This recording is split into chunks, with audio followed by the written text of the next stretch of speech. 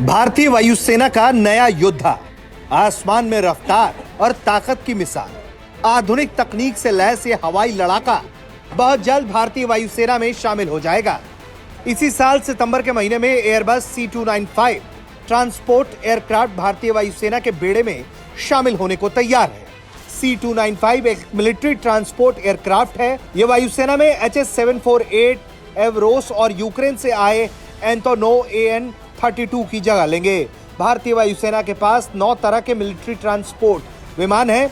इसमें C-130J super Hercules और C-17 Globemaster जैसे विशालकाय विमान भी शामिल हैं। लेकिन वायुसेना को रणनीतिक ताकत बढ़ाने के लिए एक ऐसे एयरक्राफ्ट की जरूरत थी जो बेहद कम वक्त में सैनिकों को युद्ध के मैदान में पहुंचा सके। युद्ध जैसे हालात में ट्रांसपोर्ट विमान बेहद अहम होते हैं। इन विमानों से सैनिकों को युद्ध के मैदान में पहुंचाया जाता है।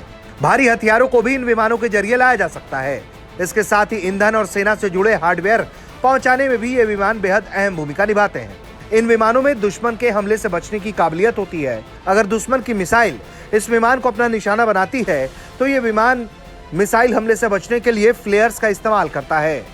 इन जरूरतों को पूरा करने के लिए C295 विमान वायुसेना की पहली पसंद बना। भारत को मिलने वाले इस पहले C295 एयरक्राफ्ट का निर्माण स्पेन में एयरबस फैसिलिटी में किया गया है। फिलहाल वायुसेना के पायलट्स के पहले बैच ने C295 विमान उड़ाने की ट्रेनिंग ले ली है। दूसरे बैच की ट्रेनिंग की तैयारी चल रही है। साल 2021 में भारत ने 56 C295 विमानों की डील को मंजूरी दी थी। भारतीय वायुसेना में शामिल होने वाले पहले 16 विमान स्पेन में ही बनेंगे। इनमें से पहला विमान बनकर तैयार है। बाकी के 40 विमान टाटा एडवांस सिस्टम लिमिटेड के वडोदरा फैक्ट्री में बनेंगे। टाटा कंपनी इसके लिए हैदराबाद वडोदरा में प्लांट लगा रही है, जो साल 2026 में बनकर तैयार हो जाएगा। भारत में बनने वाले सभी 40 विमान साल 2031 तक बनकर तैयार हो जाएंगे। हैदराबाद में एयरक्राफ्ट के अहम हिस्सों को तैयार किया जाएगा और उसे वडोदरा के प्लांट में असेंबल किया जाएगा। वडोदरा में तैयार होने के बाद ये विमान वायुसेना को सौंप दिए जाएंगे। हर साल कम से कम 1 दर्जन विमान वायुसेना में शामिल कराने का लक्ष्य रखा गया है।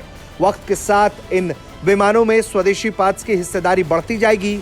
माना जा रहा है कि 32वां C295 विमान पूरी तरह से स्वदेशी होगा। भारतीय नौसेना और भारतीय कोस्ट गार्ड चाहती है कि आखिरी के 9 विमानों को समुद्री निगरानी के हिसाब से तैयार किया जाए। आने वाले वक्त में BSF समेत दूसरे सुरक्षा बल भी C295 विमानों में दिलचस्पी दिखा सकते हैं। ब्यूरो रिपोर्ट, भारत तक।